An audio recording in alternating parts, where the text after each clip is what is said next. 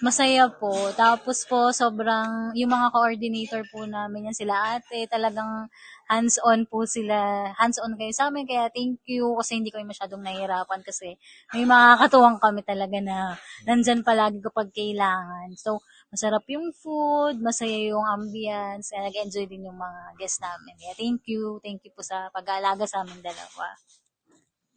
Ako naman, sobrang thank you sa simula't simula nung nag-i-inquire pa lang kami, sobrang accommodating nila. And hindi ka talaga nila pababayaan, talagang babantayan ka nila kung ano yung mga kailangan mo, susuportahan ka nila, tutulungan ka nila. Talagang hands-on sila sa lahat ng mga bagay na kailangan. Even mga list, ideas, binibigay, especially si Ma'am Jessica. Siya yung una naming nakakausap.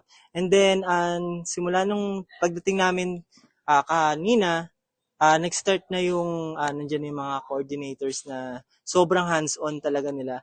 Na ultimo pagbuhat ng mga bagay na gamit namin, dinala nila dun sa room, ganun sila ka-lupit.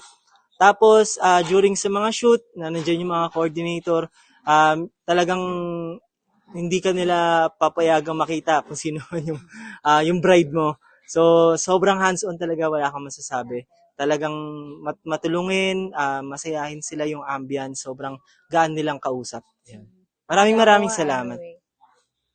kasi hindi naman ganun pinakamahal yung nakuha namin. Nakala namin less yung makukuha namin. Pero hindi, kasi sobrang sulit talaga ng bayad namin dito.